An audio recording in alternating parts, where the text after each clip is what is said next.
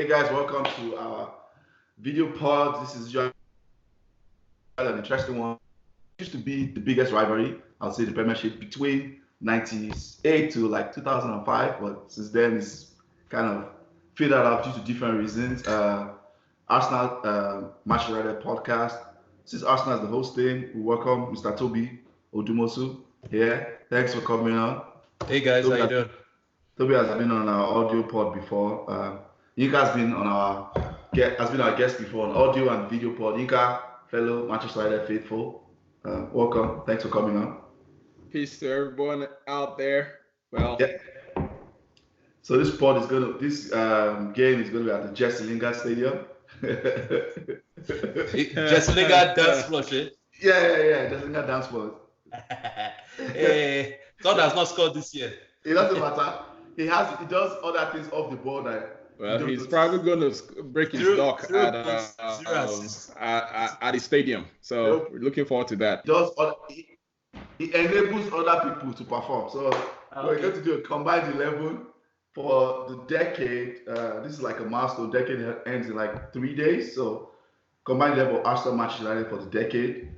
We'll also talk about who needs this game more. Is it Ole Gunnar Solskjaer or is it Arteta? And we'll talk about the game, how it's going to go. I will start with Tobi. Tobi, give us your unbiased combined 11 for this decade. Okay, no worries. So my unbiased combined 11 for the decades. If you start 2010 to 2020, yeah. It's so I'll add some caveats. One is United. You guys won the league in 2013, right? Yes, and 2011. Yeah, but the last time you won was 2013. Correct. That is correct. And then Ferguson left, and since then you'll be rubbish. Let's just be honest, right? That's true. That's very true. So I'm going to weight a lot of combined 11 on the early part of the decade for almost both teams because both teams have been struggle. I think Arsenal won the FA Cup 2014, 2015. I'll add some new players as well that I think would have been able to play in either United's 2013 team or in Arsenal's early days, prior to when Henry left. But I'll tell you my formation. So I'm going with a 4-3-3 formation. Okay. I'll start at the back. So obviously De Gea has to be the goalkeeper because the dude has been, I'll say, the best keeper in the league in the past 10 years, right? He's having a bit of a tough time now, but that can happen to a player, but consistency, the dude is you got to look at time and say over time he's a performer. On left back, I have to go with Patrice Evra. Just because since he left, you guys have never had another left back that can do anything. I was going to give an honorable mention to Nacho Monreal, but over time, you have to say Evra gets it. He was in the team when you guys won the league. So I'll give him, the left back position.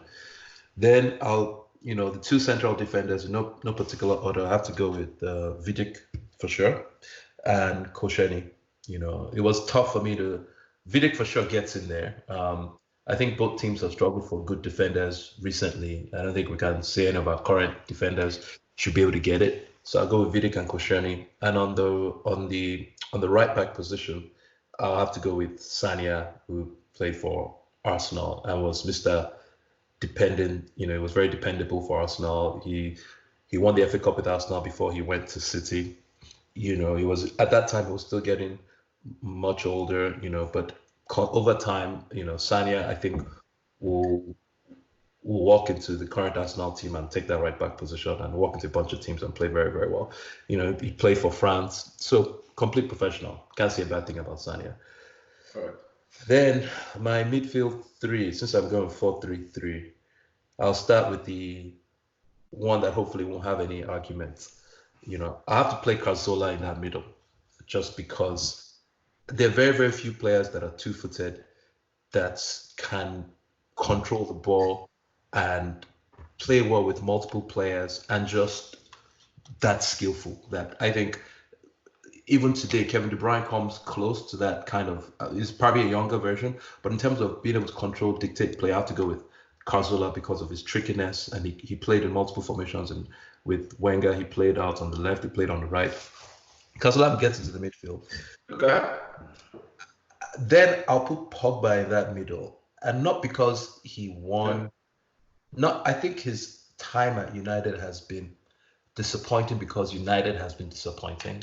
So you kind of have to weigh the player's quality and say, because I'm going to 4-3-3, I needed a little bit more of a stronger player in that middle. Since I paired him up with Cazorla, so I think Pogba, seeing how he won the World Cup for France, the position he played in the World Cup for France, Pogba gets in there for me. I have to put him at the base of that three. So I go with Pogba because I think you pair well with Cazorla.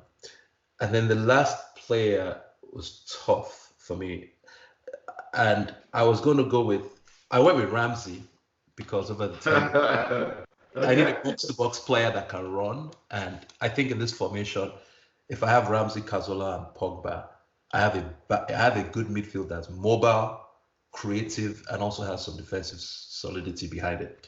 The other player I could have put in there was Carrick, because but if I was going to put Carrick, then I may have removed Cazorla. But on a balanced point of view, I think Carrick gets an honorable mention. And he can dictate play as well. It's just that the way I like to set up my teams, I will build that midfield around the player of Cazorla's two-footedness, ability to play free kicks, ability to run with the ball and create space for other players. And so that's my three. Up front is easy. You have to go with RVP. Whether you want to go as a United player or as an Arsenal player, if you look at his contributions in Arsenal and in United, he's the reason you guys won the league in 2013 when he left Arsenal after being a high school scorer. Robin Van Persie. RVP. I have to sing that song for you, Tobi. That's fine. He's an Arsenal player. You think I'm putting him there as a United player? Put him there as an Arsenal player. So I don't. If you like, sing. Tobi, do you want me to show you? Do you want me to show you the Guard of Honor? Do you want me to show you? I have it on YouTube. Do you want me to show you? He won the league. He won the league. He won the league. He finally won the league. 2013. He won. I have it on YouTube. Guard of Honor. Take your phone away, Joe. Move your phone. So when we started this podcast, this useless Ayo guy said it was going to be neutral. This of God of Honor. How can you believe me that? How can you believe me I'm going to be neutral against Arsenal? That is the one game I never. That's the one game along the Liverpool game that I never ever want to lose. Never want to lose that game, no matter what. No matter what. Liverpool game and Arsenal game. Let me finish my three. So I'll actually play RVP in the center of those three attacking players.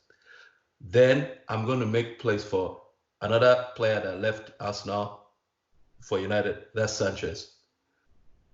Sanchez gets into my team because of what I know he can do in a 4-3-3 kind of formation. And then we have to go with the current best striker in the EPL. Since he joined the EPL, nobody has scored more goals than this guy, and that's up on my blood clot gang. As dysfunctional as Arsenal is, a number of chances he gets, the guy joined in January. Until today, well, I haven't seen the scores today, but till today, since he entered EPL at 29, I can't remember how old it was, nobody has scored more goals than him in a dysfunctional team. It's not like he's getting chances and he's missing them. The dude he scored 70% of all our away goals or so this season. Without Aubameyang, I think Arsenal will be definitely in relegation form. And so I think if you go to up front, RVP, Aubameyang, and Sanchez for his work rates. The best of Sanchez came at Arsenal. I think he had a crisis of confidence at United, but the guy was probably the best player in the league 3 years ago. Single-handed, the means. Sanchez saving Arsenal. Saving Arsenal. That's very true. Very true. Pep Guardiola wanted to sign him, so it didn't work. And then he went to United. But Sanchez gets in for me. No love for my boy. Who's your boy? We're Rooney. So that was tough. And if I go with impact over the 10 years, RVP's impact, RVP has to get in there. RVP has to get in. I'm not saying the best I'm thinking is Aubameyang. And Aubameyang and Rooney. Yeah, but I don't think Rooney would have played in my formation. No. I get it. Rooney you should be able to get with a different formation without any bias. I'm not disputing that. But I just think on the three, if you have three front players, if Rooney is not in the center, I can't really put Rooney wide. The old Rooney. And Aubameyang can play wide. Sanchez can play wide. RB to some extent can play wide, but you want him in the middle. Yeah. And so when you're thinking of it's just Rooney might have gotten in there, but maybe I see your point though. I just said that because he declined a lot from 2014, 2015, 2016. He declined a whole lot. He became really, really poor. And who won the 2013? It was RVP. Scored a hat trick the last game. Had a number of goals. And then he was a beast for Arsenal in the 2 years prior when he got over his injury crisis. Yeah. So he might have made it in there if someone with 4-4-2. And then if I didn't consider Aubameyang, maybe he would have made it there. But I have to pick a current player. And current strikers. You all have some young kids that are promising. But I mean, Aubameyang has to be in there. Who is the manager for combined 11, Tobi? It's got to be Wenger.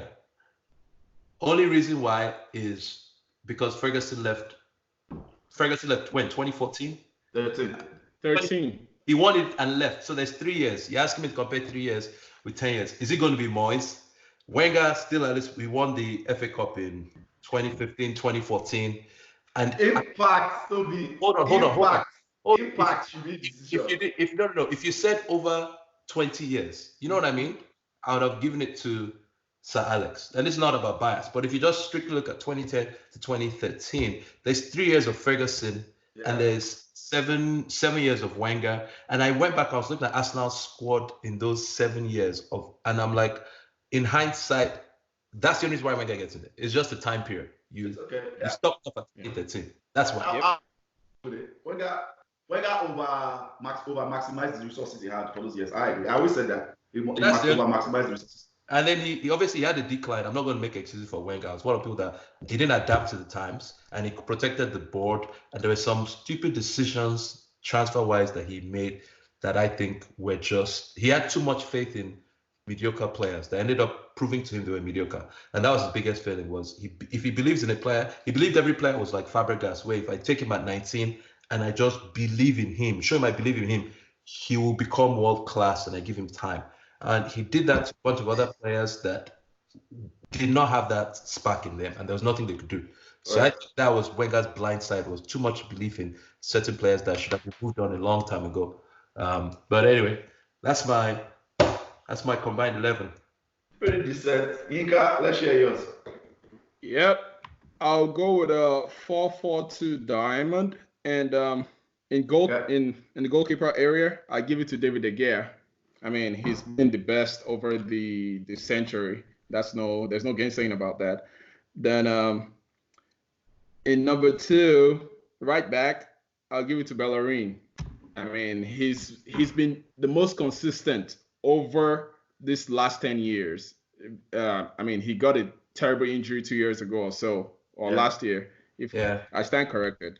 But to me, he's been very consistent. I mean, I remember picking this guy in my fantasy league and him giving me so much points. So I'll take him over any other trash we've had for the whole decade. My left back, playing number 3. This is another. I mean, I can't even think of a good number 3 for United. Evra. See, my own point is more this span. I don't want to limit myself to those first 3 years. Who has done it longer? Yeah. And I give it to Kolasinac. I mean, I'm sorry to any United fan listening to me because we've been crap, right? We've been crap for a decade. So I'll take Kolasinac because he's good attacking and he's very good defensive for a longer period of time than any other left back. Shaw started good, I think, during the LVG period, but he after the injury he kind of lost it. So I mean, he's my my cousin, so I won't even involve him in this. But center backs, it goes to Rio and Vidic. That there's not been a consistent center backs for both teams for this 10 years, or this past 10 years. When did Rio leave? He was already declining when he left United, right? He left 2014. Left 2014. Who was the better center half? I'm asking because I wasn't really watching you guys then. Who was better center half, Vidic or Rio? That year you guys won. I can't even choose between Rio and Vidic because they are both different in what they do for United. But who was more instrumental to the win? Was it Rio or was it Vidic? Because I think, from what I remember, I think Vidic was carrying that team with his no-nonsense as a center half. Rio was already faltering. Rio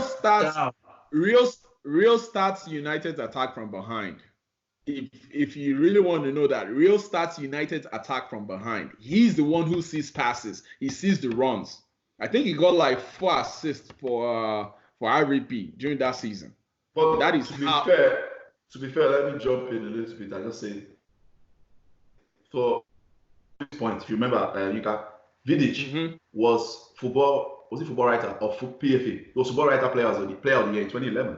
Vidic was. Yeah. The year that was the season we had like I think 9 or 10 consecutive clean sheets, or 11, 12, some ridiculous like 13 or 14 clean sheets, and he was the best player of the season that year. I think PFA was given to somebody else, but for football writers, I think it was Rio. So it was Vidic that won it in 2011. Vidic. So for him to have won that thing that year, I think Vidic towards the end of Ferguson's era was a top notch better than Rio. I think Rio's best years were pre-2010, in my opinion. Rio's best years was 2003 to like 09. Rio was exceptional for us then. Yeah. But when we got to 2010, 2014, Rio started having a lot of back injuries, if you remember. Yeah. Back spasms. So he was missing a lot of games. That's why Evans came into the team, Jones and Smallings. It was called Rio's back injuries. Rio kept getting a lot of back injuries. Okay.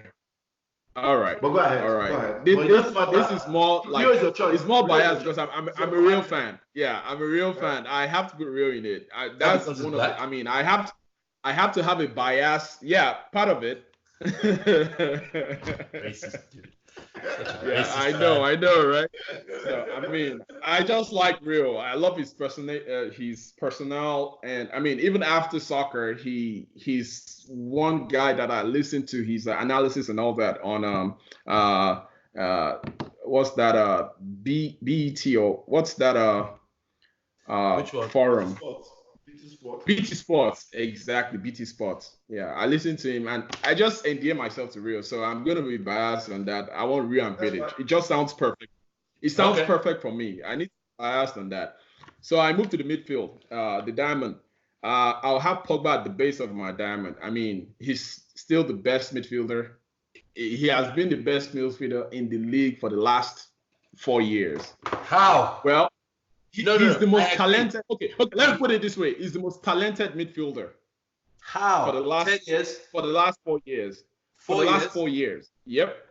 When you say midfield, are you including wingers, or are you just saying I'm including everybody that plays central, mostly central though. Let me, because I'm playing for diamond. Okay. So at the base of the diamond, I agree with you. At the base of the diamond, yeah, at the base of the diamond. Then I'm going to play Herrera. I'll play Herrera on my right because of his tenacity. I'll play Ramsey on the right side of that midfield, and then Rooney on top. Rooney can play as a 10 on top of that midfield. So it's Pogba at the base, Herrera on the right, Ramsey on the left, Rooney on top of the diamond. And my front two is RVP and Auba. Those are my. There's no question. There should be no argument about that. Correct. RVP and Alba have been the best strikers for the last decade. So let me pause and say all the players we had in common. We had RVP in common. We had Alba in common. Yep. Pogba, that's 3. Ramsey, that's 4. Vidic, that's 5. Yeah. 6. So we had 6 out of 10 in common. That's good. That's not bad. Okay. Yeah, we think alike, but it doesn't stop me from hating Arsenal. You know how much hate I have for Arsenal. No. That's a match I can't lose because I think about you when we're playing you. I saw your face since '98. that face of disgust when you guys lose to us. I mean, it was a beautiful thing to behold. So I still reminisce those. All those rivalries are past because both teams currently are crap.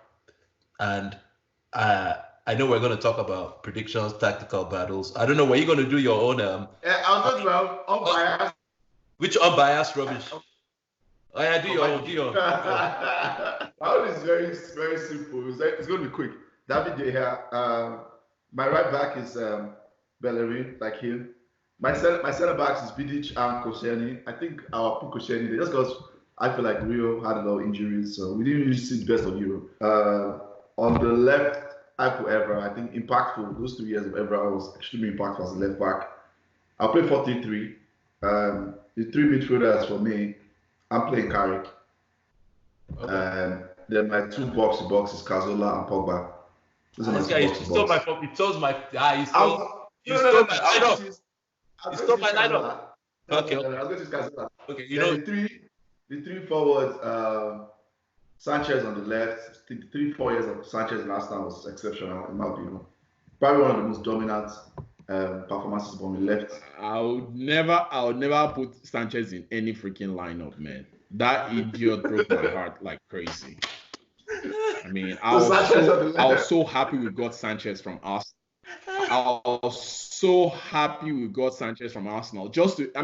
It's like triple pain for Toby.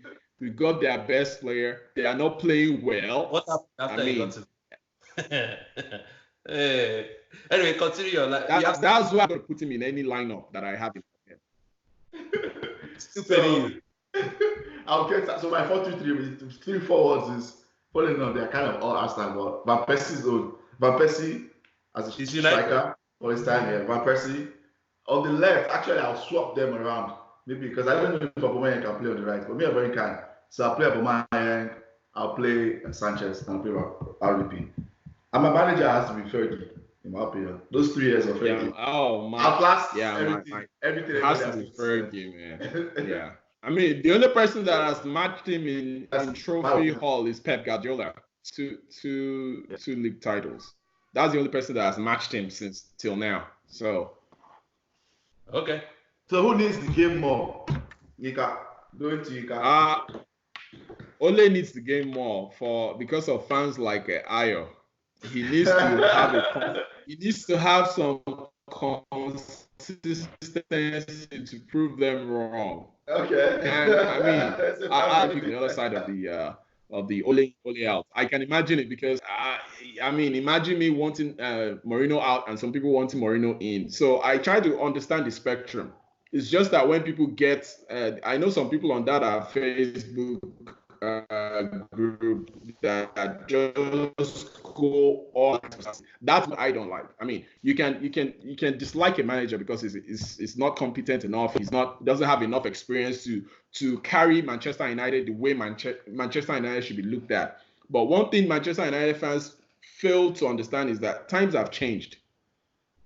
This is a building process. It's going to happen. We have been extremely down, and Ole is taking all the blame because of this, and he doesn't mind. And that's what I see in him. He doesn't care what Ayo says about him today. He's still going to do what he's going to do. It's going to be painful, but we'll get through it. So Ole needs to gain more. Arteta is just coming in. He should be given some time to pass his tactics in his kind of what he wants the team to do. I mean, he's not going to build it in 2-3 games. Ole is a special kind of person because when he came in, he won 12 games on the bounce. Nobody's as special as that dude. People call it managerial bounce, but I mean, that Ole is beyond that. People like I call it managerial bounce, but he's beyond. He's exceptional beyond that word. Other people call it fraud. I'm still waiting for a new manager to win 3 on the bounce. I'm still waiting for that. It's not Emery that won 22 on the 122. What did he go? He went 22 games unbeaten. Probably was now. 9 games. Emery last season went 22 games unbeaten, and over I don't know how many wins he had. No, I'm talking about consistent wins. I'm not talking about unbeaten. Consistent wins. Go back and check I how many. don't think Ole had 12. Just for facts, I don't think Ole had 12 unbeaten. I think he won 7 or 8 in the past. I think it was 7 or 8. I think it was 8 in a row. I don't think in all competitions. I don't think it was 22. I don't think it was 14. But he won. I think his record is won 14 out of 17 games in all competition. That was his record. Okay. But it was a good one. It was a good one. So that's your only.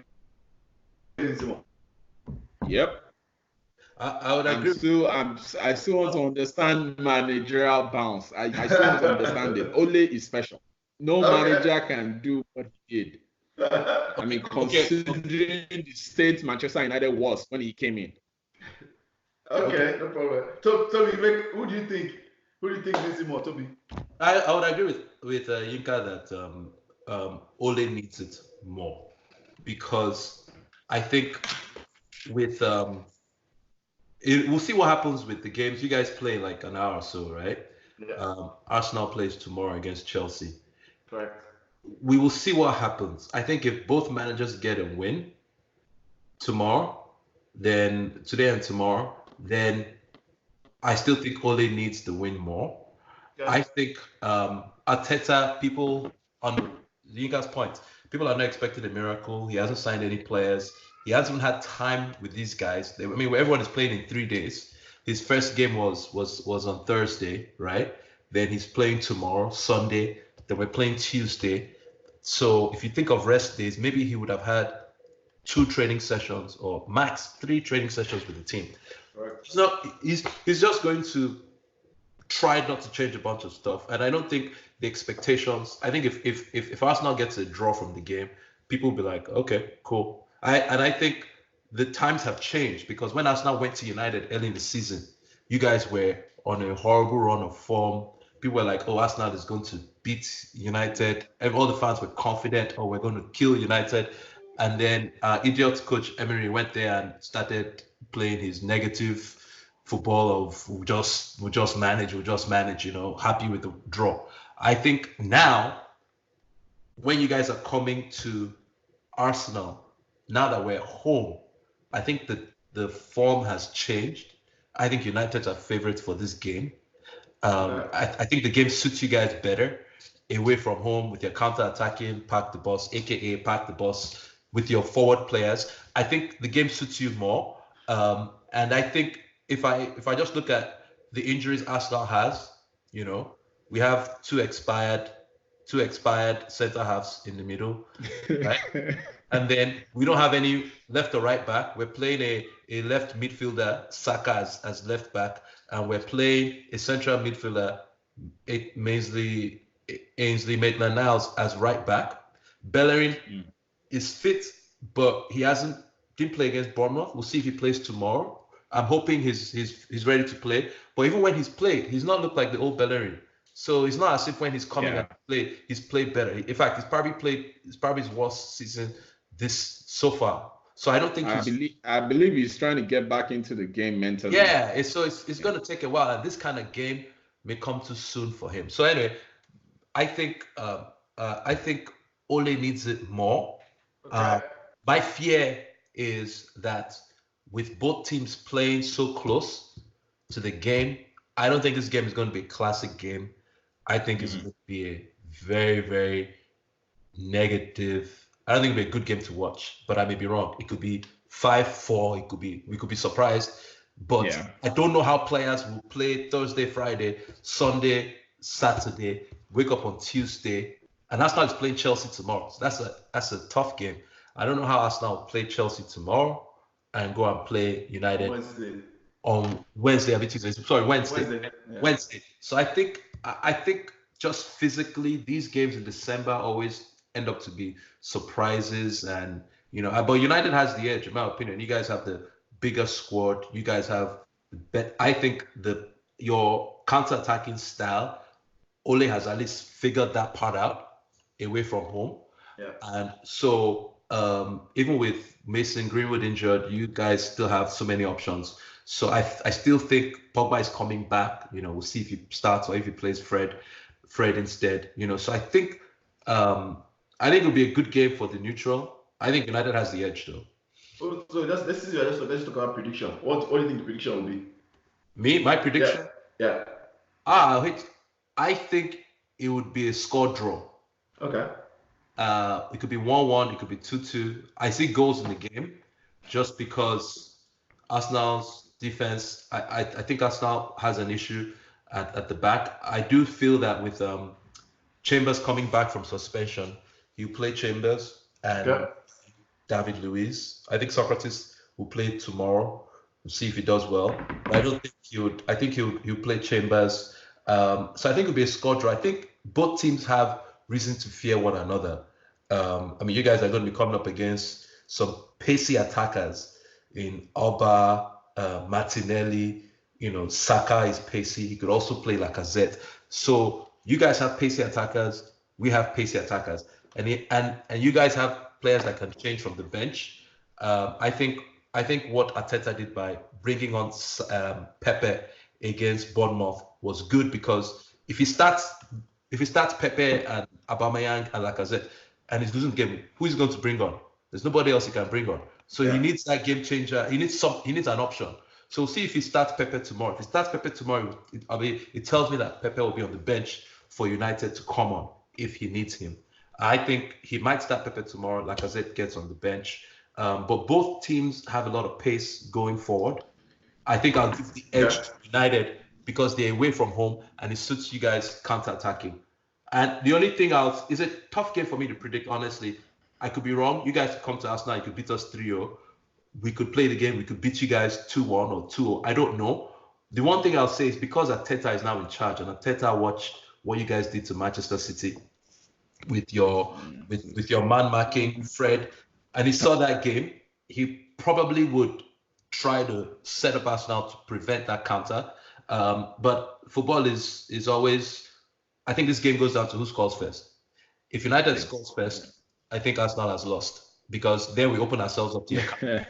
If Arsenal scores first, you guys have the issue trying to dictate the game. That's when you get lethargic and you're side to side and you're like, I'm not the same players. But I think if the game is creative, you guys have the edge. So I would almost lean United winning this game because I don't think Arsenal has the right personnel. And you guys have played this counter-attack football better.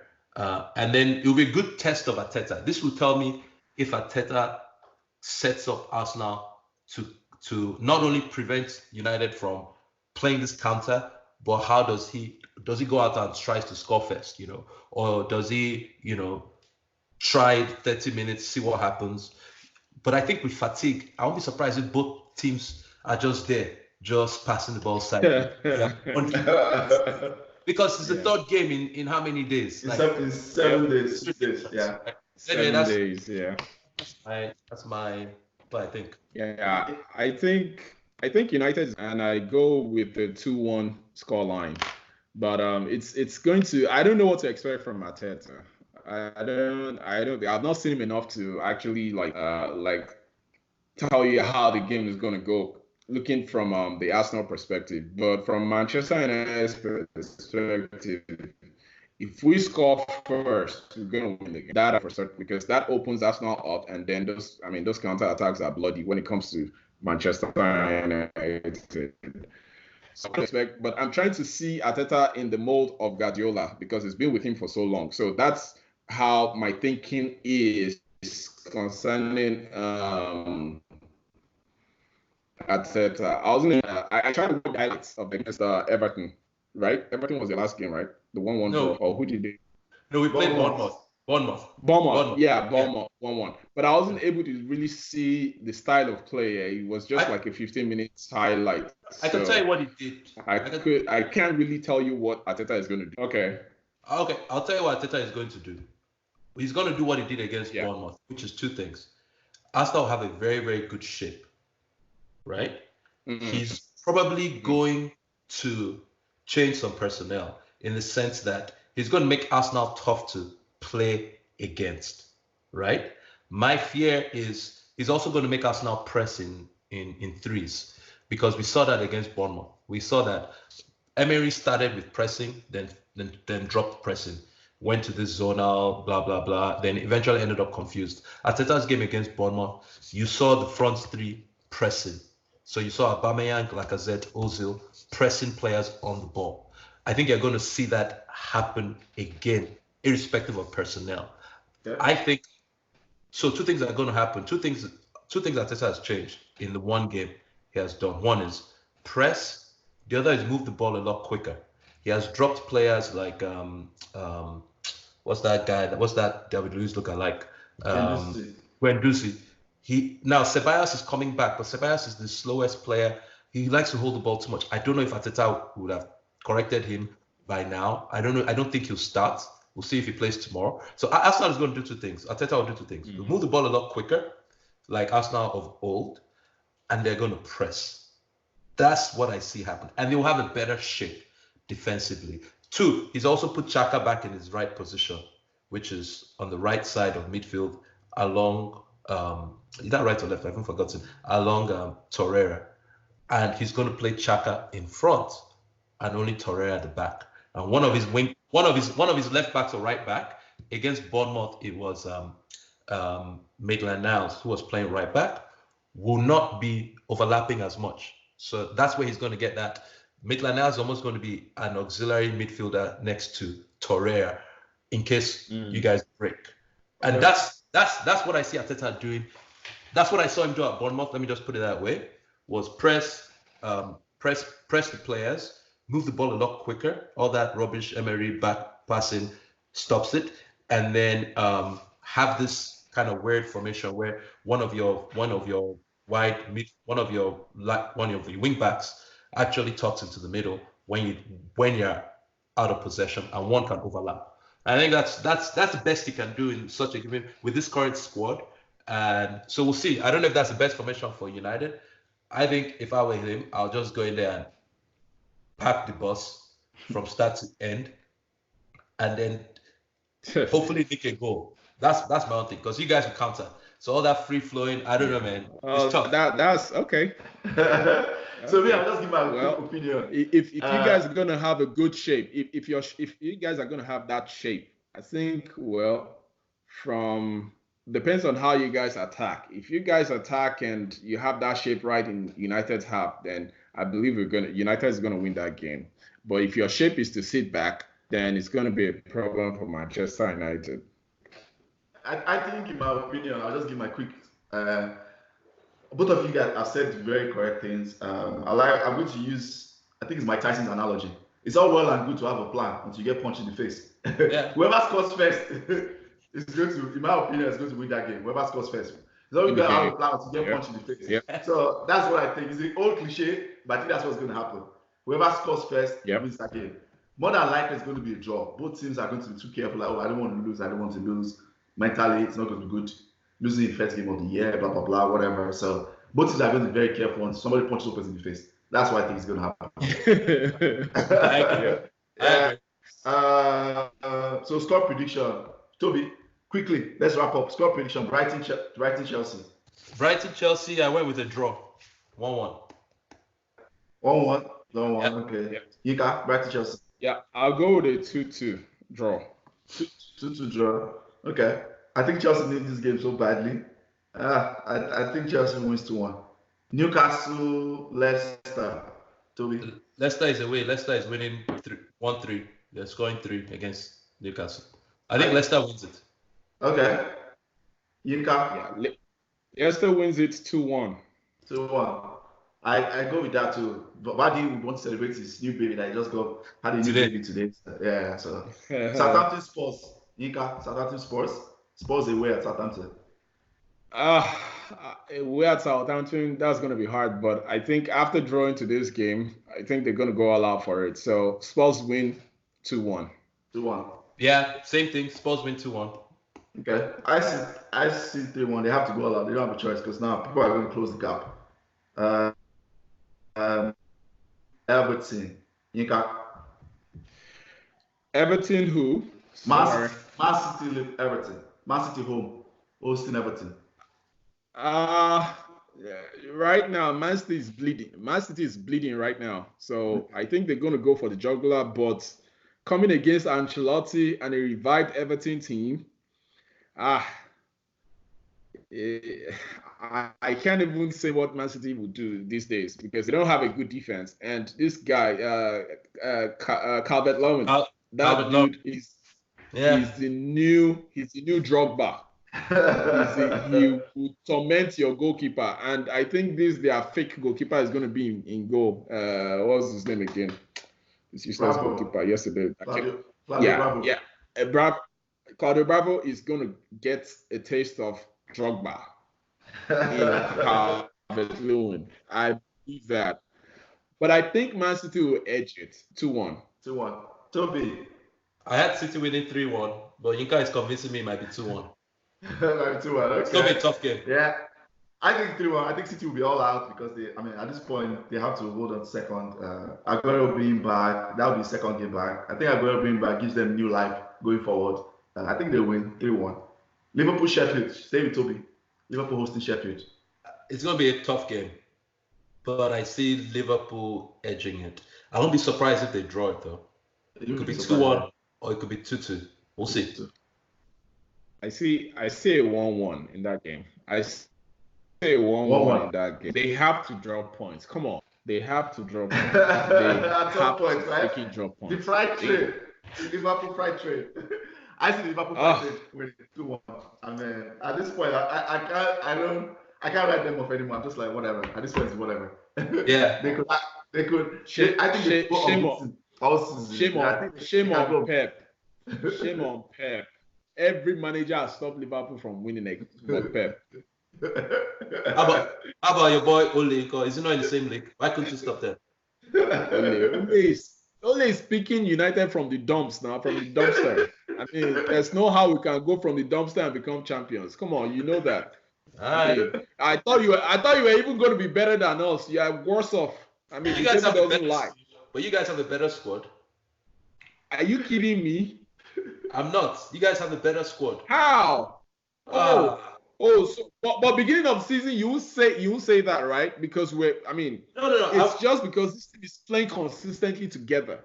Consistently playing will give you confidence. That's what we see with Fred. That's what we see with McTominay. On a very good day, those two players won't enter an Arsenal's first 11. Fred, how much was Fred? Time out. This is going away from the podcast. Thank you guys for coming on. How much was this your useless winger? I don't know what Nicolas Pepe. Pepe should be scoring a goal a match. It should be a goal a game. He should be on 20 goals now. Yes. He's disappointed. But he's going to Pepe you guys on Wednesday. Just one. That one on Facebook, Twitter, Instagram at the end of the podcast.